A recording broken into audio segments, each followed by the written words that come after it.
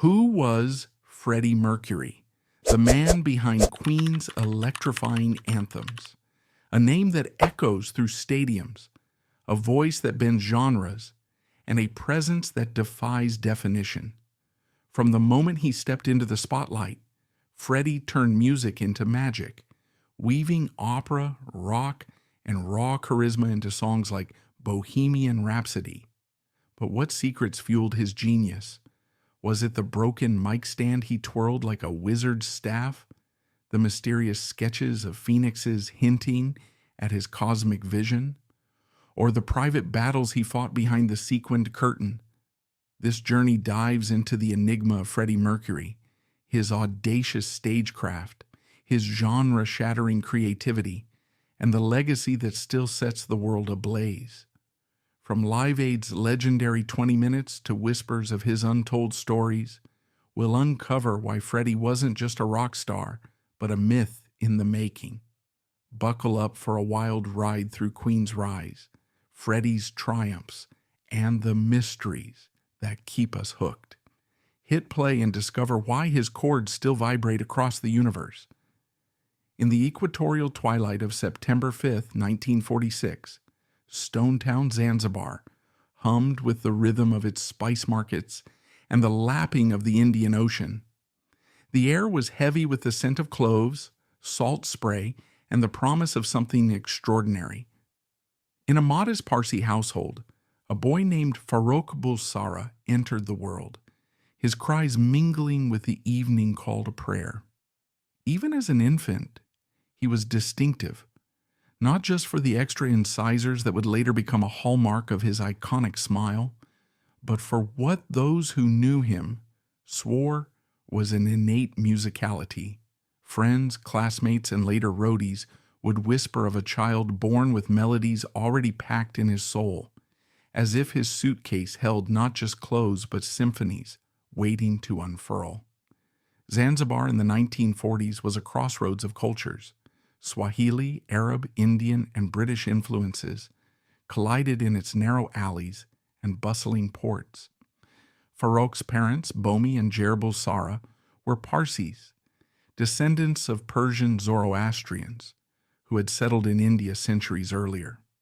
Their faith, with its reverence for fire and light, would later echo in their son's blazing stage presence. But for now, Farrokh was a boy of the tropics, his early years steeped in the sensory richness of an island where music was as omnipresent as the trade winds. Street drummers, qawwali singers, and the crackle of Bollywood tunes on neighbors' radios formed the backdrop of his childhood, planting seeds that would bloom decades later in anthems heard round the world. By age 8, Farrokh's world expanded beyond Zanzibar's coral shores. His parents, recognizing his precocious energy, enrolled him at St. Peter's School, a British-style boarding school in Panchgani, India, nestled in the misty western Ghats. The journey from tropical island to mountainous hinterland was a leap, and young Farrokh arrived with a slightly oversized blazer and a curiosity that outstripped his small frame. The school's upright piano, battered but resonant, became his sanctuary. His fingers, still childlike, stretched across the keys, coaxing out melodies with a dexterity that startled his teachers. While other boys traded marbles or chased cricket balls, Farrokh collected riffs, hoarding them like treasures. At 9, he was already a prodigy in the making. A crackling radio in the dormitory introduced him to Cliff Richard's Move It, and within a single listen, Farrokh could recreate the song note for note, rearranging its structure with flourishes that hinted at his future genius. This ability to hear once and replay forever became his hallmark, a kind of musical photographic memory. His piano lessons, begun at 7 under the strict tutelage of a local instructor in Zanzibar, had given him a classical foundation. But Panchgani was where he began to fuse that discipline with the raw energy of rock and roll. He was not just learning music, he was beginning to rewrite it. Beyond music, Farrok's imagination found another outlet, philately. Between ages 9 and 12, he assembled a stamp collection that was more than a hobby. It was a window to the world. Tiny rectangles of ink and color bearing images of Zanzibar's dhows, Britain's monarchs, or Peru's Andean peaks, whispered of places far beyond the dormitory walls. Each stamp was a portal, a promise that the globe was vast enough to hold his burgeoning ambition. Today, that collection rests behind museum glass in London's Postal Museum, a testament to a boy who saw the world not just as it was, but as it could be. Back then, it was his private atlas, mapping a future he was only beginning to dream.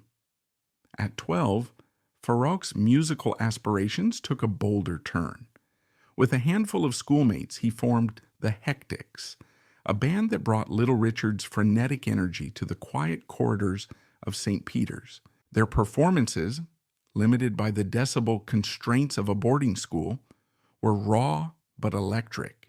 With Farrok at the center, his voice already hinting at the 4-octave range that would later defy physics. It was here, amidst tutti frutti covers and exam prep, that he began to shed Farrok for a name that felt more like a costume for his destiny, Freddie. The name was sleek, aerodynamic, a velvet jacket for the stage he was already building in his mind. History, however, had other plans. In January 1964, the Zanzibar Revolution erupted, a violent uprising that overthrew the island's sultan and shattered its cosmopolitan calm. The Bulsara family, like many Parsis, found themselves in peril. With little time to pack, they fled, leaving behind the clove-scented air for the gray November fog of Middlesex, England. The transition was jarring. From monsoon heat to damp chill, from a vibrant island to a red brick terrace house in Feltham. Freddie, now 17, carried a suitcase rattling with vinyl records. Billie Holiday, Aretha Franklin, and the Beatles. His accent a hybrid of Gujarati warmth and the clipped Queen's English he was learning to wield. England in the mid-1960s was a cultural crucible, and Freddie threw himself into it. He enrolled at Isleworth Polytechnic to complete his A-levels, then moved to Ealing Art College where he studied graphic design. By day he cut stencils and experimented with silkscreen prints, his hands stained with ink. By night he immersed himself in London's music scene, where Jimi Hendrix's feedback, wails, and David Bowie's theatricality electrified basement clubs. In Kensington Market, Freddie worked a stall, hawking Edwardian scarves and second-hand jackets with the flair of a carnival barker. With his other hand, he sketched fantastical creatures, griffins, lions, phoenixes, that were early drafts of what would become the Queen Crest, a heraldic emblem infused with the zodiac signs of his future bandmates. To the scarf-buying public, he was just a charming vendor. To himself, he was an alchemist, turning ink and ambition into prophecy. By 1969, Britain was in full psychedelic bloom, and Freddie was ready to claim his place in its soundscape. He auditioned for a series of bands, Ibex, Wreckage, Sour Milk Sea, each a fleeting experiment in London's underground scene. These were years of grit and hustle, cramped transit vans choking on exhaust, peeling gig posters plastered on Soho brick, rehearsal rooms reeking of stale beer and unfiltered dreams. Freddie's voice, already a force, carried traces of grand opera, which he smuggled into garage rock like contraband. He was too big for these small stages, his vision too vast for sticky-floored pubs. He dreamed of arias disguised as anthems, of stadiums where thousands would sing in unison. But for now, he was a comet searching for its orbit. His breakthrough came through a band called Smile, fronted by drummer Roger Taylor and guitarist Brian May. Freddie, a friend and frequent spectator, watched their gigs with gleaming eyes, sensing potential. In April 1970, Smile's lead singer departed, and Freddie seized the moment. He didn't just join the band, he commandeered it, renaming it Queen, a word that was decadent, regal, and deliciously subversive. He legalized his stage surname Mercury with the confidence of an alchemist transmuting lead into gold. Within weeks, he was sketching the band's logo on cafe napkins, 2 lions for Leo bandmates John Deacon and Roger Taylor, a crab for Brian May's cancer, and fairies for his own Virgo, all cradled under a phoenix, the Zoroastrian bird of rebirth. The design was a horoscope in ink, a prophecy of the legend to come. Queen's early years were a crucible of creativity. By 1973, they were in Trident Studios, where tape reels spun and valves glowed, capturing their debut single, Keep Yourself Alive. It was a spark, but their second album, Queen II, 1974, was ablaze. The record's Black Side and White Side showcased Freddie's theatrical range, from the ethereal Nevermore to the operatic March of the Black Queen. His stage persona evolved in tandem, trading tight t-shirts for harlequin leotards and floor-length furs. A pivotal accident cemented his image. During a gig, his microphone stand snapped, leaving him with a jagged half pole. Rather than replace it, Freddie embraced the broken stalk, twirling it like a scepter. What was once a mishap became Excalibur, an extension of his charisma. The world truly turned in 1975 when Queen entered Rockfield Studios to record A Night at the Opera. Over 6 frenetic weeks, Freddie wove a 6-minute chimera called Bohemian Rhapsody, stitching together pseudo-opera, mock ballad, and hard rock fury. The control room buzzed with skepticism. Radio wouldn't play a 6-minute song, they said. It was commercial suicide. Freddie, undeterred, envisioned stadiums chanting Galileo in unison. The song's music video, featuring the band's faces in noir triangles, aired on Top of the Pops, and the single dominated the UK charts for 9 weeks. Jaws dropped, charts buckled, and DJs wondered if they'd glimpse the future of pop. Bohemian Rhapsody wasn't just a song, it was a seismic event, a fault line in music history. Offstage, Freddie navigated a world obsessed with defining him. The press circled his sexuality like moths around a Klieg light, demanding labels he refused to provide. He loved Mary Austin, his partner in the early 1970s, calling her his common-law wife and dedicating Love of My Life to her. In Munich, he explored nightlife with Winnie Kirchberger. In Greece, he shared stargazing nights with actress Barbara Valentine. By the 1980s, he found stability with Jim Hutton, a quiet Irish hairdresser whom he called husband. On stage, Freddie was flamboyantly open, his performances a kaleidoscope of gender-defying bravado. Offstage, he was fiercely private, guarding his inner world with sphinx-like precision. Critics later mistook this for secrecy, but it was theatrical economy. Mystery fueled the magic, and the music carried his confessions. His personal life was a tapestry of contrasts. At Garden Lodge, his Kensington home, Freddie was a doting cat parent, his Abyssinians, Delilah, Oscar, and others lounging on silk cushions. He sketched stage designs while watching Fritz Lang's Metropolis on VHS, champagne flute in hand, lyrics scribbled on Japanese stationery. Friends recall wild nights, like the rumored Soho outing with Princess Diana in drag. But just as often, Freddie declined invitations to stay in the studio, refining demos. This tension between jet-set hedonism and monastic devotion defined him more than any tabloid headline. July 13, 1985, marked Queen's apotheosis, Live Aid at Wembley Stadium. On a heat-bleached afternoon with 72,000 fans and a global audience of billions, Freddie strode on stage in white jeans and a yellow wristband, his broken mic stand raised like an Olympic torch. For 20 minutes, he owned the world. His voice, with its half-moon vowels, commanded the crowd. His pirouettes across the monitors turned strangers into a single pulsating echo. When he hammered the piano intro to Bohemian Rhapsody, satellites carried his voice across continents. Even his bandmates, Brian, Roger, and John, looked momentarily startled to be inside their own myth.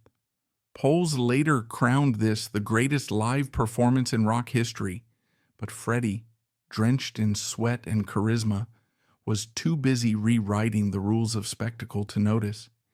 His musicianship was as precise as his stagecraft was explosive. Trained on piano from age 7, Freddie could weave Chopin runs under stadium lasers, treating sheet music as a suggestion rather than scripture. Rick Wakeman of Yes once called him a far better pianist than he ever admitted. Listen to the cascading arpeggios in Somebody to Love, the honky-tonk stride in Killer Queen, or the triumphant descent in We Are the Champions. Each note bears his fingerprint.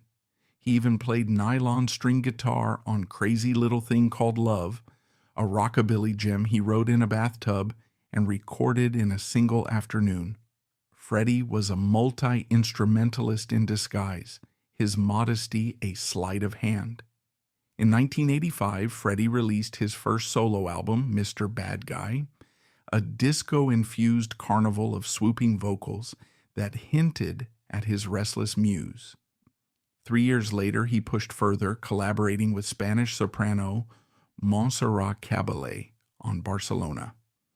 The title track, a fusion of pop and opera, became the anthem for the 1992 Barcelona Olympics, its melody echoing long after Freddie's passing. These projects were more than side ventures. They were proof that his creative appetite knew no borders, that he could leap from rock anthems to operatic arias without missing a step. Yet a shadow was growing.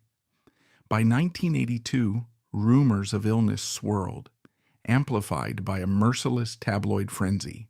Freddie deflected with oversized sunglasses and quick wit, insisting he was fit as a fiddle. In 1987, doctors confirmed he had AIDS. He shared the diagnosis only with his inner circle, bandmates Jim Hutton, Mary Austin, and family, choosing to channel his energy into music. Albums like The Miracle, 1989, and Innuendo, 1991, brimmed with cosmic metaphors and defiant hope. The video for These Are the Days of Our Lives, shot in stark black and white, captured a gaunt but radiant Freddie, his eyes twinkling with impish knowing as he whispered, "I still love you." It was both farewell and promise. On November 22, 1991, Freddie, sensing the end, summoned his manager Jim Beach to draft a public statement.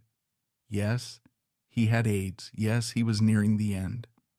The world read his words the next night. 24 hours later, on November 24th, he took his final breath at Garden Lodge, Mary Austin and Jim Hutton by his side. The cause was bronchial pneumonia resulting from AIDS. He was 45, a brief life by statistics, but infinite in impact. His funeral was a quiet Zoroastrian ceremony, with a priest chanting amidst lilies and paparazzi held at bay.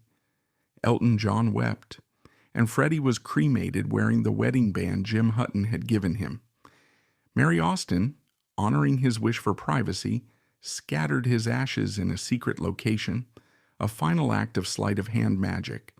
Freddie's death was not an end, but a detonation. Record stores worldwide pushed Queen albums to the front racks. Bohemian Rhapsody reclaimed UK #1.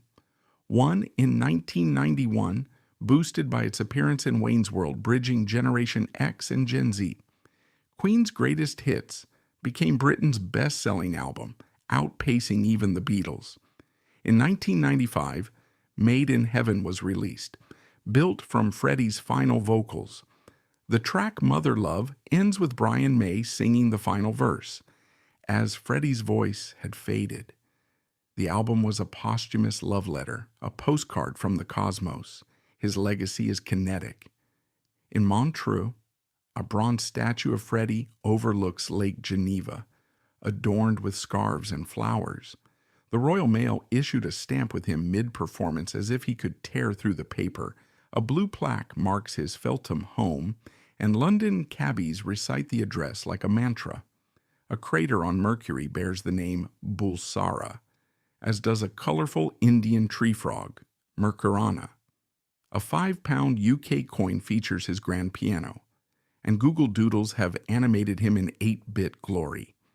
In 1992, the Freddie Mercury tribute concert at Wembley raised millions for AIDS awareness, seeding the Mercury Phoenix Trust, which continues to fund HIV prevention globally.